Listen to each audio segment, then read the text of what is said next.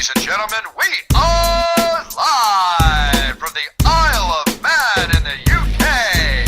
This is John and Mike's MMA Corner. Duane, thank you for coming back. It's great to have you on. We're going to talk Flocombat, of course, the fucking awesome site that people can go onto. If you haven't went onto it yet already, the link will be in this description below. So all the great work. I wanted to also talk about the Mayweather and what's the other guy called? McGregor. That's the guy. I kind of forget who he is. Nothing. Nothing. We're gonna get hit. We're gonna have a little chat about him. But I want to talk about Flocombat, my man, because after I had you on last time, it was a little while back, but you did that kind of road trip, which was bad. It was so fun, you know, and it was exactly what I thought it would be like. You know, it was great, that kind of one-to-one interaction with some fantastic guests. Talk us through, like, you know, the whole trip, man, if you don't mind, like, all going through, because obviously you did the interviews, but can we talk about the process and how, like, stories about what went down, if that's all right? Yeah, man, I'm happy to talk about it. So, just kind of, it's for context purposes, I did this big road trip like 2015 for Bleacher Report, where, when I was there, I went coast to coast, and, you know, the thing there is that it wasn't just like I pitched it, Bleacher Report didn't want to fund it, and I was like, fuck it, I'm going myself, because I believed in it. Like, the same reason we like all access and 24/7 shows are embedded is because we're behind the scenes. Like, look, yes. let's go there, take it right to the fighter's door. I had all these, invites, so I cashed them in. Well, when I got to Flow, I was like, as we started going through the first year, and I was like, man, dude, we have the resources to do this. And Hunter. Hunter was like far more, like, he convinced me to do it. I'm gonna be honest with you, bro. Like, I was like, dude, I already drove across this motherfucker once. Like, I don't know if I want to do it again. America's big. And so we did it, and it was awesome, dude. Like, I gotta explain to you, one of my favorite little stories, and it came out in the interview, was Diego Sanchez, right? So we were in Jack's Wink in Albuquerque, and I didn't even approach Diego. I was talking to somebody else, and Diego walks up to me and goes, "What's up, Duane?" And I'm like, "What's up, Diego?" He's like, "I'm here, man. I'll support you. I'm supporting everything you do." And I said, "Thanks, man." He's like, "You want to do an interview?" And I was like, "Hell yeah!" And then I was like, "Okay." I'm like, "Now?" And he goes, "Oh no, not now. Like tomorrow." And so, dude, we were gonna go to San Diego, and we'd already planned to leave at a certain time. And I was like, "Dude, we got to stay a little longer because this is gonna be awesome." Yeah. Like Diego says, "Hey." So, yeah, dude, and then, we did the interview. It ended up being, like, 38 minutes, and instead of chopping it up, I was like, dude, fuck it. Let people see this in its entirety, because it is so natural and Diego in his element. So, yeah, man, we did, we went Albuquerque, San Diego, LA, Palm Springs, Phoenix, Denver, Vegas, like, all that in, like, 8 days. And the nice little ride that you had as well for it. That was pimped out ride. It was good, man. You got to speak to my future ex-girlfriend, Kat Zingano, as well. That was good. Oh, dude, and she threw me off so far, because I can say what I want on here, right? Like, man, everything. No, cursing, we're adults, awesome. Mate. Go for it, dude. Okay. Because I don't know why, but like the word pussy makes me uncomfortable. Like, even now, just saying it. So we were talking, and I said, like, she was talking about Maynard James Keenan from Tool, and I said, I'm going to see A Perfect Circle, and I was like, oh, and there's the other band, and she's like, yeah, what? She's like, yeah, and I'm like, I couldn't say like Pussifer because it like fucked me up, and she's like, oh, what? So she just dogged me out for it, and I'm like, if I'm getting dogged out for that, my cat, like that's funny, but dude. I think this. I want to say this to you about your future ex, Mrs. You. Dude, she's coming back, and she's coming back strong, man. I watched her work out at Alliance. I watched her work out with like Caldwell and those guys. And dude, like, there's something else. Like, she don't like to lose. But people forget is like, people are like, oh yeah, well, she had that tragedy in her life. Well, that shit just doesn't go away in a year. You know what I mean? Like, it takes a long time. So I think, man, she was funny and engaging, but my favorite part of the road trip was watching Hunter get the shit kicked out of him by Cub Swanson. Yeah, it's sparring. Now, bro, I gotta tell you some backstory on this. So we're talking because a couple years ago I did a thing with Mitrione where I wore a GoPro, and like he like beat the shit out of me too. But so Hunter goes, wouldn't it be cool since we got this GoPro? He's like, because Cub was like walking around like 160, And Yeah. Hunter's like a good 240. And Hunter's like, yeah, I can get in there. And then so he starts strapping up, and Cub walks up to me and goes, what should I do? Should I just fucking knock him out? And I'm like, no. I'm like, just spar with him. And Hunter goes, and then I walked over to Hunter. I'm like, look, dude, you gotta be like, you gotta get ready for this. He's like, dude, I've never even thrown a punch in my life. And I'm like, oh shit. And the rest is on video. So like, Yeah. And I tell you what, I met Cub in Glasgow when the UFC came to Glasgow last time. Yeah, and because he was with Clay Guida, and man, and dude, is so much fun. Those dudes, they were good. They were good cats to talk to, man. They were off like in person, you know, away from the camera, like you say. Just really great guys, man. I love talking to them guys. They were good fun, man. Let me say, of all the people that I know in this game, like Cub Swanson's one of the best human beings I've ever met, man. Like, and you know, and that's why I say he's in a current situation. It's tough right now, man, because both those guys deserve it. Both Frankie and Cub deserve it. But I think the way it played out with Max, you know, Frankie's the fight that makes sense. You know, I mean, because of the result with Cub and Max before. Yeah, if that fight had never happened, you could argue for it. But for now, it's Cub might have to have one more fight. Or why don't Cub just wait for the winner? I think he should wait. Yeah. Because he's got a baby coming. Him and his girlfriend have a baby coming in September or late August. So just wait. Yeah, why not, man? It'd be a smart thing to do because, like, well, Gus had a little waiting time. Well, his missus had the baby, and then he went and just had the fight, and you know, do it, man. Just have a bit of family time. It's a good idea. So, like that was a great idea, Duane. That was badass thinking, man. I honestly, I thought that was just beautiful the way it all worked out for you. Have you got any kind of other things like that in mind for Flocombat for the future? What kind of direction are we going with Flow? Oh yeah, we got part 2 coming, brother. Like we launch out on part 2 next month, and we're going like northeast. So we're gonna go like through Cleveland, Boston, down to see Edgar and those guys. Like there'll be some Miller brothers in the middle. You know, like. So that's the thing is like we wanted to make sure we took this thing coast to coast this year. Yeah. With the way we're building with Flocombat, you know, we've already got our base for fighter features. And I think that's what people love about us, and then we want to continue just to keep pushing it. Like where other sites are pulling back, you know, with how they cover, like we're going to push forward. And we're also starting this thing I'm excited about where we're going to start featuring more prospects. We got some great people on that, man. And you know, because we do all of Flocombat's events are regional. You know. Yep. You got Valor fights. You got you know, I've covered like a handful of a ton of guys from all those kind of regional shows that you have on your.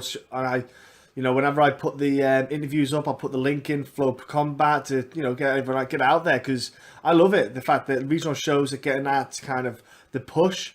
I love covering, you know, as much as I like covering UFC fighters and speaking to them. I join fighters when they're just kicking off, when they're just starting, because it's key. You know, it helps them as well, that exposure. Stevie Ray, for example, fighting this UFC Glasgow card. I was with him back in the Cage Warriors day before he was even going to get signed with the UFC, and it's just actually awesome to join that journey. You know, when you speak, it's a weird kind of sensation. Just, it's badass, man. And look, I love the fact that they're going to do that. And I think obviously because James Lynch, I've got to give props to this man because he worked harder than a Chinese person in an iPhone factory at that International Fight Week. Man, that was insane, man. Like he's like, I'm putting 625th video up or something, man. He did a lot of work because he just like opportunistic kind of interviews popping up and. You know, we call that the Lynch effect, bro. Like when Lynch gets on the scene, just it's work, you know. And that's the thing is Lynch fits in perfect at combat because dude, we're just a fucking squad of hustlers. So it's all go. But you said something that I want to reach on. Like I will bet you for like anybody in the media who's listening to this, I bet you because you covered Stevie Ray, when you text Stevie Ray, he answers, right? Man, I tell you what happened with Stevie. What's so great about this cat is. We had who we were going to have on. We were going to have a fighter on or something like that, and they let us down. They didn't reply back. Oh fuck! I wish I could remember who it was now to call him out because I don't give a fuck about naming names. But for the love of me, it's his name's. I'm drawing a blank at the moment, and we were like, oh what? We haven't got the fighter, and we need a fighter on. We want to talk. Literally, message him on Facebook. Stevie, what are you up to? What's coming on? And he's like, yeah. He's like, yeah, sure. When? Now. And he just comes on and does it, and it's like, Stevie, you're just a legend. But that's because you have that history with him, okay? Yeah, so you were there. So, like for instance, guys like I have good contacts with a lot of guys who've been established, but then guys like Max Holloway and Aljamain Sterling, guys Yes. like that who broke through recently. Yeah. And I was covering them. I was covering them back when, and I always get a kick out of when you see like somebody come on, like somebody like pipe up on Twitter, like dude, every story's been done, and Yes. and you just gotta try to do better. I mean, if you really give a fuck, then you will try to do better. You will sit down and be like, okay, like I gotta write this Stephen Thompson story. I know what's been said about him. I'm gonna bring something new to the table. I'm gonna tell the shit out of this story, and I'm gonna try to make it the best Stephen Thompson story ever. But I don't think people do that, man. There's a couple of cats in this game that go hard like that. But if my fucking name's on it, you're getting my best. That's it. Yeah. Stephen, I love that guy, man. I remember interviewing him because he had surgery. It was when he had surgery on his knee, and he was just chilling out. He said he was at home chilling out, and it was just relaxing. We spoke for probably about 45 minutes. Obviously, it didn't all go out on air, but man, that dude is so good, cool. so nice, so welcoming, man. Like I can't believe he fights. He's too nice. He is too nice of a human being to fight. It's insane. Yeah, he's a good one. He's another one I could probably call him if I needed to. Just say, Stevie, what are you up to? You want to come on, Mr. Thompson? Come on in. And I don't know how much longer he can keep that name. Okay, he has to be. Now, I know he's got to be Wonder Man. All right, especially with the film Wonder Woman out. I think we need to upgrade him from Wonder Boy. I think we need to upgrade him. Put him in the outfit. Boy, become a man. You can get a trailer for it and everything. It's just got to happen. But hey, look. This McGregor-Mayweather fight, the coverage, you're going to be touching on it. It's a silly thing not to be touching on it. What I found interesting was you got the McGregor kind of sports entertainment kind of thing going down, no UFC name anywhere. Is that something that caught you off guard as well when you saw that kind of the name and the brands, the UFC name isn't anywhere, yet they would have had to negotiate with the UFC? You would have thought there would be some kind of, not say kind of brand sharing, but I would have thought they would have been on there somewhere. Yeah, I was a little surprised that the UFC's wasn't on there. I was not surprised that McGregor Sports Entertainment was. That was part of the deal the whole time. Yeah. Connor alluded to it yesterday. I said I was going to be in association with, and look, I made it. I think it's more telling that the UFC's not on there because I don't think he's coming back. Like I think like they're saying, hey, you know what? Connor's on his own now. That's fine. Like I think they're going to make some behind the scenes, of course they're gonna make a shitload of money. Yeah. But this Showtime thing, man, like everybody's like, oh, yesterday, like it killed me to see people on Twitter like, oh, Connor's mic cut out, blah blah. I'm like, it's Floyd's show. Yeah, Showtime is Floyd. Yes, he's the guy that made Showtime a shit ton of money, more money than Connor could ever dream of making them. It's what it is, and that's why they were smart to cut the mic off for them to keep their number one guy looking the golden ticket. Yeah, and then you got to look at like how does Conor go from making north of $100 million, and like Floyd said, he's like, you made $3 million for your last fight. That's training camp money for me. Yeah, you know what I mean? It's true. So, Conor comes back, and then who does he fight that warrants that $100 million payday from the UFC, which they'll never do? Probably re-sign Tim Sylvia. Or just do the only fight, and this sucks because I want to see these division moves. But the only fight that draws is a trilogy with Diaz. I know, I agree. 155 belt, and that's probably the best thing you could probably do. The biggest ticket sale would be a 155 fight, and I tell you what, I'm game for that. I'd be interested in that because when Diaz at 155, again, if it's Diaz at 155 against Michael Johnson rocks up, that Diaz was on point. That was the best Diaz I've ever seen. He was so good that night. He was untouchable. Yeah, I'd be. That is it. Like I said that to someone because who was it? I've got a friend of mine over here who, actually get a load of people who aren't really into MMA, but when McGregor pops up, suddenly I get these fucking messages. You get it yourself. I don't mind people asking. I'm more than inclined to help educate and discuss and kind of deliberate. And one of the questions was, will he fight again at the UFC? And I said, if I'm making 100 mil, I ain't going to go back to get head kicked and elbowed and ground and pound and choked. And I don't want why do I need to do that? If you're in the UFC and any other fighter got 100 mil, they would not come back. It's not about legacy. If I get 100 mil, it's about sitting down and enjoying all that money. Like, that's it. That's retirement money for a UFC fighter. And because who was it on, one of the lads on Twitter, I think, who they said that if when Conor makes maybe 100 million, that's the last 75 UFC payouts totaled. Total purses. Yeah, total purses. How insane is that? Well, I'll tell you this, and you know what? Listening to you kind of say that, you know, because I've been telling people he's not coming back for the same reason, but let's put it this way: he's not coming back anytime soon. Like, he's not going to turn around, fight Floyd, rush back. Everybody's like, oh, he's trying to fight December 30th. That's just counter talking shit. Yeah. Like, why wouldn't you have a new baby, let that paycheck sit in, and look at your life and be like, damn it, I just made $100 million. You know, like, why would you say, okay, well, I'm gonna jump back into it for 20 million, make another 20 million or another 10 million on top of it, where I gotta worry about Khabib or Tony, you know, wrestling me and choking me the fuck out. Yeah. Like Khabib as well. Oh, I'm telling you, no matter how, I hope he can sort himself out. He's going off to the Performance Institute, apparently Khabib is, and so he's going to get help with his nutrition. I hope he gets it to help him get to that right weight management, because that guy at 155, I don't care what anyone says, that belt is going on his waist at some point. He is the best grappler I have seen in MMA. He's probably with Ben Askren. It's not how good the takedowns are, it's the transitioning from the different takedowns to catch people off and just staying on you. Those two guys do it so well that you don't notice how good it is until you rewatch the fight backs and you go, I'm like, oh man, what he did, the little trips, the grabbing the wrists, everything he does is just amazing.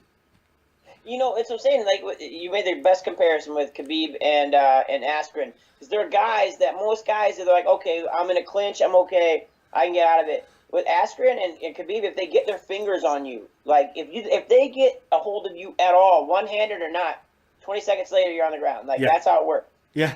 Yeah, and people just don't get it. They just don't. Not everyone understands. They're not fight fans. You know, they don't quite get the grappling stage, so to speak. It's quite complicated. If you've never done grappling as well, if you've never like wrestled, you won't even ever get it. You know, it's just it's one of the things, especially in the UK, because we're all about striking. You know, we come from boxing is our kind of bread and butter. You know, you got British boxers, MMA, wrestling's very. The thing we get is British Bulldog, you know, Mr. Perfect, Bret the Hitman Hart.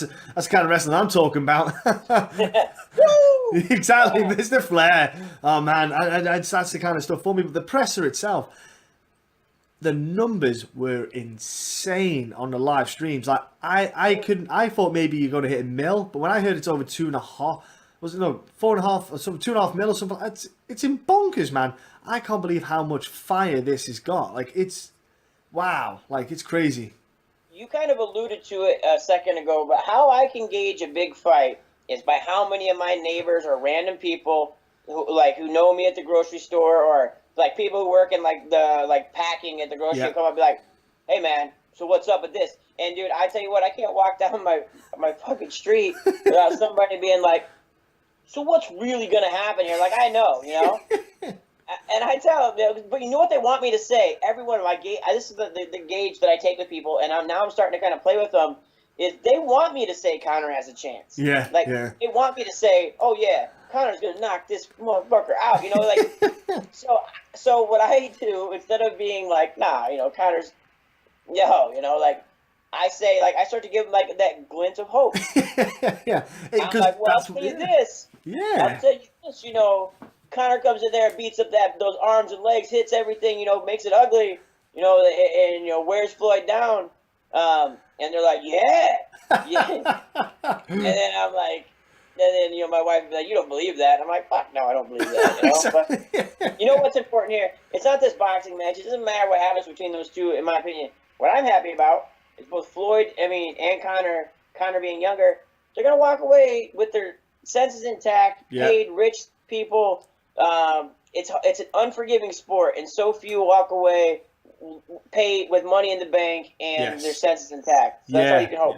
That is the huge thing about it, and that's why, like, I find with MMA, it's a little bit more brutal because it's harder to walk away because you don't get that big payday, so you stay that little bit longer probably than you plan to and than you should do, and especially because of MMA at this stage of the MMA world, where we haven't got the knowledge yet of what the effects are.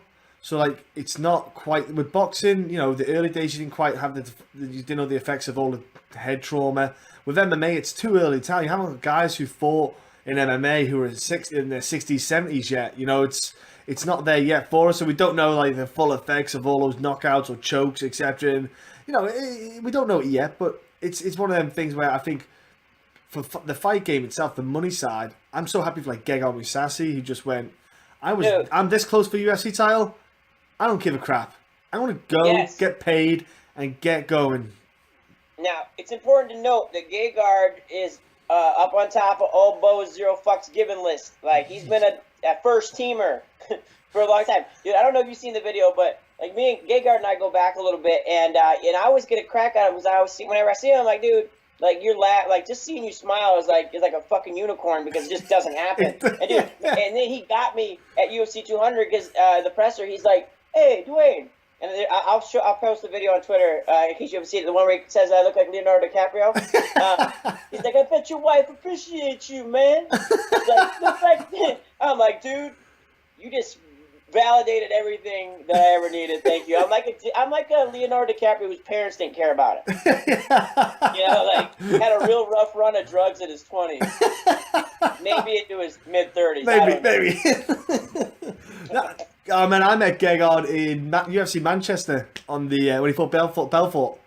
Yeah, and that was yeah. It's like you say, he's so calm and relaxed, but there was a little bit coming out of him, you know, when and a bit of personality. But he's such a kind of like he's got this energy about him. Met him in Belfast as well, so because did both cards, didn't he? You see, and like it was just awesome. Like when I met him the second time round, he kind of recognised each other because it was such a short period of time, and he's such a cool dude, man. I was so happy for him to. You know, because a lot of guys sign for the UFC. They don't think about going and testing it because it's a fear. They're scared because they think they won't get picked up and stuff. And I get it. You know, I can get it. And I think, look, it's worth the risk.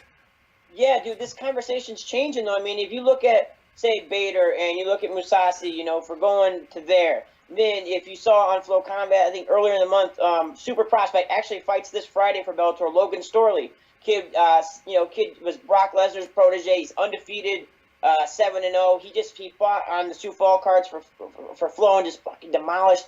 He had offers, legitimate offers from both UFC and Bellator. Turned down UFC to take Bellator flat out because he was already making more sponsorship money than what Reebok would have pulled out. So, when can you ever remember a prospect picking Bellator over UFC or a contender who's one fight away from a title shot going to Bellator? Exactly, yes. Stigma's broke now. Yeah. Like, this is like the idea that, and I just talked to Justin Scoggins' little brother Jared today. Oh yeah.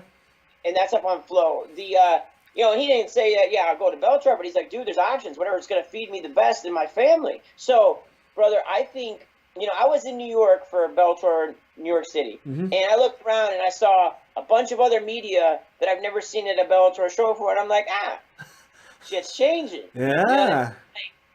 Hey man, like we're on the website. I'll tell you firsthand without not disclosing numbers or anything. Like I said, we do well, but dude, without like the first two quarters, without a Ronda or a Connor or a GSP or anything like that, dude. You ever wonder why you look around MMA and a lot of major sites are like fucking covering like anything knockouts?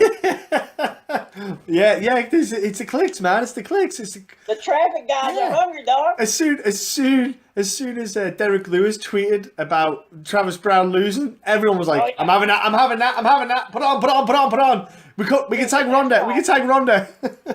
You're so right, because if you notice about like the Joanna thing I said about the article I wrote, I wasn't attacking the fans at all, because look, and I wrote that in there. I'm like, fans have the right. They pay the money. They come to Twitter. They pay my salary. They have the right to get fucking excited about something like that. Like, get excited, ask questions, look around. The fucking media, you know better, Jack. Yeah. The medicals aren't going to bet. The medicals will never get passed. I know that as well. But it's good to amp it up. Yeah. 15 headlines about, Joanna's going to save the day. Fuck you. Yeah. If you know anything about medicals, no chance. And let me be clear. I'm not dogging anybody out. I'm just saying, like, I'm joking. I say fuck you and motherfucker endearingly. But that's just the way I talk.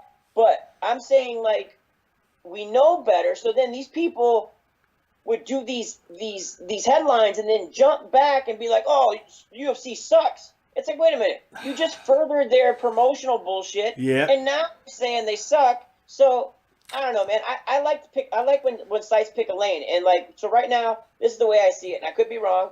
I think, Flocombat, we do our own thing. Junkie, breaks news well, and MMA fighting's the other one. Like, they flesh it out pretty well. I think those are kind of the three things, and you think that we've done this in a year just to be in that company, hats off. And that's what's beautiful is all three of you, your own little kind of take on it. You got your own little thing. I love it. We're different, right? Yeah, it is. That's why I switch between all three. I legitimately just do go between all three because you all do something different. So it's not like you're all doing the same thing. Like I said to you before, that's what's so key about it, And I love that, the fact that I have to sit there now and go for free bloody websites and go on free I can't just do it all on the same one. Thanks, mate. But I don't. And then I have to. I'm working on it. Yeah, good man. But then again, I do go on to Bloody Elbow because Karim Zidane does some incredible long word kind of document. He does some long documents, and he is one of the best around. I just don't. People just don't give him enough credit because he's not talking about specifically fights. He's talking about, I want to say, the darker side of MMA, and that's what he is. He talks some truth about shit that you won't see on kind of headline on mainstream certain sites, and it's true. But he does some great work, man. Oh, absolutely, and that's the thing. Is like, don't get me wrong. The UG, I still love the UG MMA.com. The SB Nation sites, Mania and Elbow. I wasn't discluding them. I was just saying. No. I'm saying for original content. Yeah. That's on a daily basis, because Karim is he does great work, but then there's all this aggregation around him. So he stands alone, though. I mean, he got nominated for Journalist of the Year, and probably one of the few that really deserved it. Yeah. You know what I mean? Again, I'm not that dude. I sound like I'm just knocking everybody. No, I'm not saying that they don't do hard work, but what he's doing is it's like a crucial social economic situation. With lots of history and bloodshed. So. Hats off to him. Yeah, man, it is, and he doesn't get. He takes the risk and takes it on the chin and does it. He doesn't care. He just the guy gets fucking killed. Yeah, exactly. He can't go back to Russia. He was doing commentary, and now he can't go back. I'm not gonna get fucking murdered for right now. I have to wait to stay woke, please. I don't mind. I'll write anything, but I don't write. You see, that's the thing. I'm good with this, but not good with this. You see, I'm smart. Predictive text makes me smart, and Google made me smart. I'm telling you. You're all right, brother. It's the key, my man. But what people don't know me is my fucking daughter transcribes everything I write in crayon. Farewell. I like that. Have you seen Baby Boss? Yeah. Yeah, when she puts the notes. Yeah. Yeah, that's what it. I'm like a series of post-it. Like he could hit gooder. Yeah, man. Like I say, I'm big up on the Flocombat scene, man, and the work you guys are doing. Honestly, Duane, that's why I had to get you on. But I want to talk about something kind of cool that's happening. There's a book popping out. What's going on with that book, my friend? What's all this about?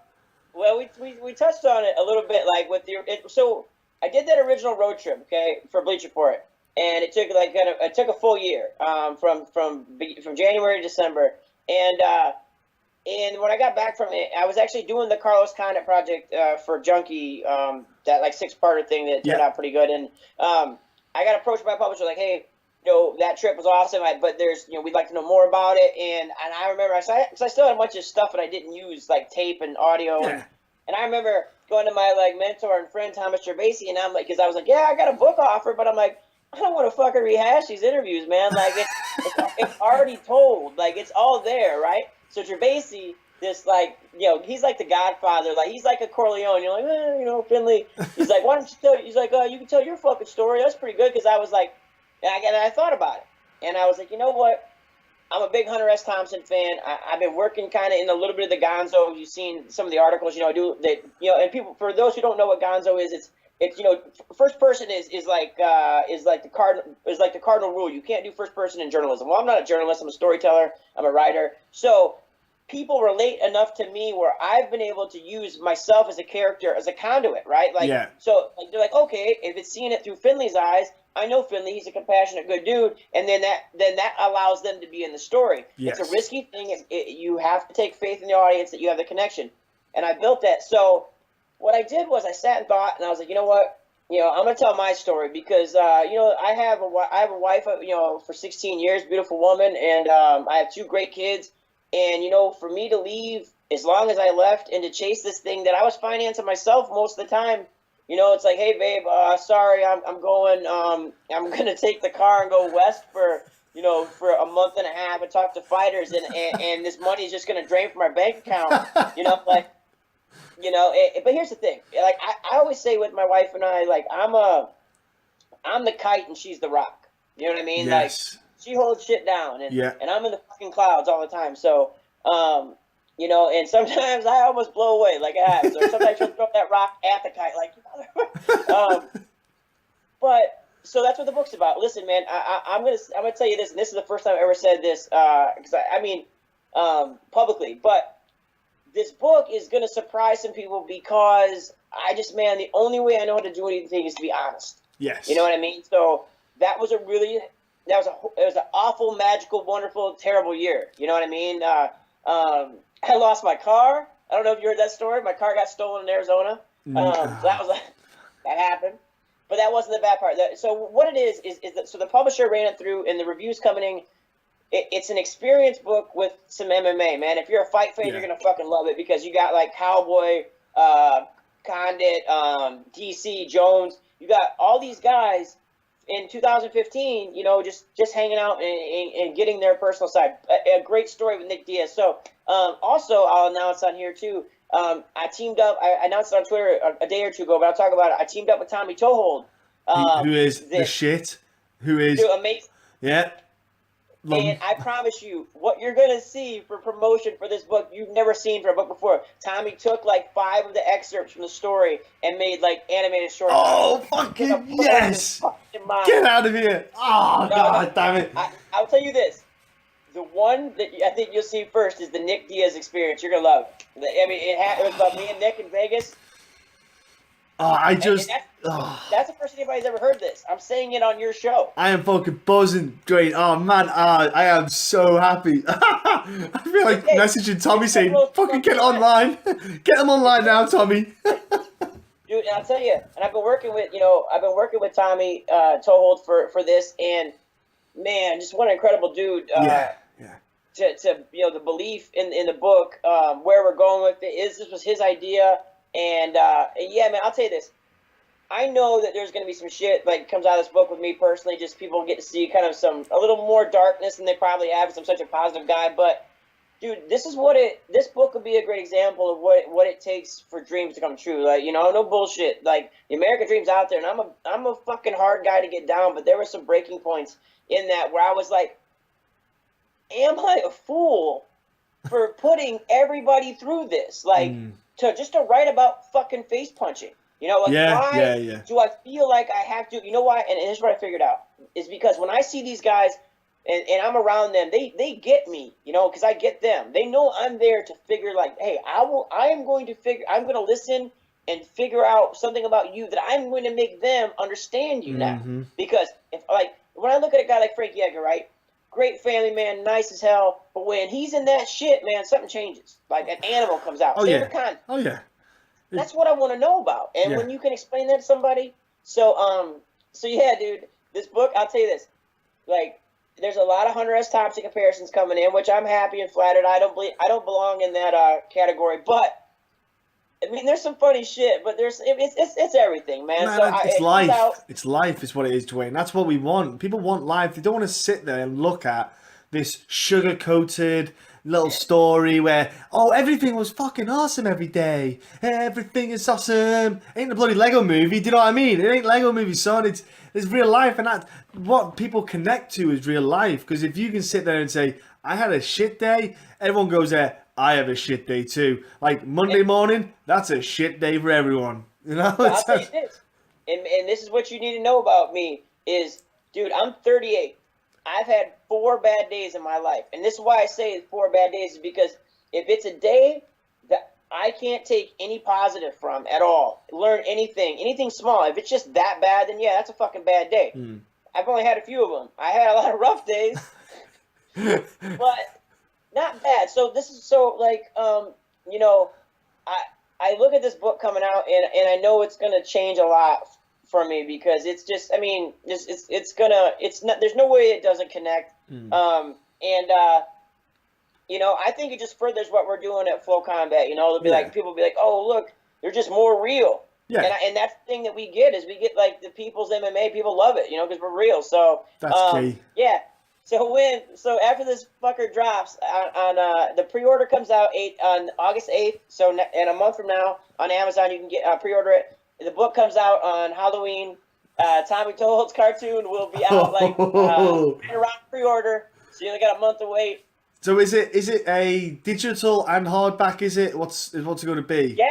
I mean, you can pick it up like you can get it on digital from Amazon, or you can order the physical book. You can get it at a bookstore. Is it going to be audio book? Is there going to be an audio on of it? Yeah, narrated by Nick Diaz.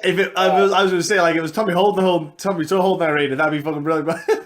Oh, dude, I'm telling you, like, because Tommy's like, he's like, hey man, he's like, you can read over it. He's like, I'll send you the thing, and he goes, I got a studio here for the podcast, and I'm like, dude, because he's like, I'm gonna do all the voices, even yours. Is that cool? I'm like, yeah, dude. But dude, you know what's trippy? Talk to that fucker on the phone, and you're like, I'm talking to him, and you know, because Tommy's obviously not his real name, but I don't put it out there. But he's like, we're talking, and I start laughing. He's like, dude, what's so funny? I'm like, dude, it's fucking me up because I just see that Tommy Tohold. Hear the voice. Like, and I always, when I message him, I always say, let's do this shit. Yeah. That's what it is. That's all I hear. That is all I ever hear. Is that a clip? It's that small moment clip, man. It sticks. Oh. Yeah. But what a strange collaboration, right? Like, but that's what I'm saying is this business, and the reason I love it so much is because we're in it. It's the people we meet. Yeah. It's the friends we make. It's the way we can help one another, and you never know, man. Like, you know, to get in on a project like this, and to have him come in and rock that shit with his following, dude, it's such a blessing. Oh yeah, man. And I'm telling you, I am pumped for that. Is one of the probably smartest kind of marketing ways to promote a book which is MMA related. If I was to sit there and think of an idea for it, it's a ridiculously great idea. Like no one else has done that, and that is just brilliant. Honestly, it's going to work so well. I can't take any credit. It's all his. Oh yeah. Oh no, but it's genius. Absolutely genius. To me, I was like, because think about this. They're going to do, like, how else do you put a book in front of people? And then when you do a Tommy cartoon and you put that, you know, it all ties in and puts a link in there. Yes. I'm like, dude. So working together, and so I'll tell you this, and also, so this is the last thing I'm going to say. I'm going to leak all my information. This is just the first. This is the first of three books. Three. And shit. We're working we're working together because the road trip actually took place in 2014 and 2015, and there's been 2 years since. And when it comes out, it's a trilogy. So this book's called In the Cold Distance, which is a fucking all along the Watchtower reference. Yeah, definitely. Yeah, I was going. Yeah. I was like Game of Thrones. It's got to be Game of Thrones. Yeah. So you know, I get in that, and you know, so. So what's the time scale for all three books? Are you kind of doing like one a year or something? What's the idea? Yeah, like year and a half. We're thinking like 18 months. Here's the thing. It ain't on me for time, dude. I wrote this motherfucker in 3 weeks. all 320 pages I knocked out in 3 weeks. Now, you know, 'cause that's how I work. Yeah. And then, you know, they pay editors. You know? Yeah. Okay, so that means we get 3 lots of Tommy Tohold previews as well, like kind of promotions. I hope. That's what I'm talking about. I hope so. And I tell you, there better be a Game of Thrones little bit reference in the Tommy Tohold bit. I want to see like you dressed as Jon Snow or something. I'm telling you that now. Yeah. I told my wife, I said, I don't have a gay bone in my body, but if I got stuck in Winterfell, I ain't complaining. I love Jon Snow. That's a beautiful human being. I met him. Right? I met him. I met that man. Yeah, I heard he's not like super tall, right? No, man, no. I met him because I was on set for the film Spooks the Greater Good. I was in the film. I was doing film work there, and he was there. Yeah, I'm in there, man. I'm a badass armed response officer, man. Just taking down some terrorists. That's what I'm doing. Badass, man. It was great fun. Yeah, it was awesome. You'd be like, hey, kid, remember that time we were on this show? Get me. I could be a Night's Watch. Like, I get could. me on that. I was like, look at me. Come on, man. Put a black coat on me. I'm in. Come on. I've got a beard. You got my vote. I'm in already. Duane, man. Oh, man, this is some fucking awesome conversation, Duane. I have had some great moments here straight away. I'm like, shit, this book, hurry up kind of thing. Do you know what I'm saying? I want the hurry up so I can see the promos from Tommy Told, and I want the book to hurry up so I can get online to either, I don't know, I'm probably going to get a digital copy myself because I can sit on the laptop and just read over it. You know, it's and plus if I have a book, I'll end up putting it down. If it's on the laptop, I can travel around with it. It's a lot easier to get around from him. Too hippity hop for holding books these days. If it's a pop-up book, I'm in. It comes in that version. I love pop-up books, man. It comes in that version where it opens the page and Nick Diaz slaps you. That would be the best pop-up thing in the world. And that's got to be a birthday card, hasn't it, man? It's got to be a great birthday card. You wait. Like I said, I keep telling you shit, but the key to that story for Nick Diaz is he explains to me why he slapped. What's the philosophy behind the slap thing? And dude, it is fucking epic. I'm not gonna. That's a teaser. Oh man, fucking yeah. You not see? I don't like that. I don't like that teaser, man, because now I have to sit there and repeat what you said in my head and just try to guess. I'm gonna have come up. I'm gonna fucking tell you once we quit. Your listeners can't know. Oh, apologies. Okay, and I won't tell him. I will not tell him anything. You want to get an ounce out of me? Look, Duane. Before I let you shoot off. People, I will put the link in where you go to get the pre-order, all that jazz. I'll put the link in for Flocombat. I'll put the link in for yourself, Duane. But let everyone know your social media stuff and that, and just promote that stuff now, bro. Okay, you can follow me. Well, first off, thanks for listening. You can follow me at Duane Finlay MMA. Instagram's at Duane Finlay. Facebook, if you want, I guess. But I try not to let so many MMA people into my life. Do you not have a fan page? Do you not have I say a fan page, but Oh yeah. That's just Duane Finlay. I think Facebook / or something like that. Yeah. I don't know that one, but yeah, check out Flocombat at Flocombat on Twitter.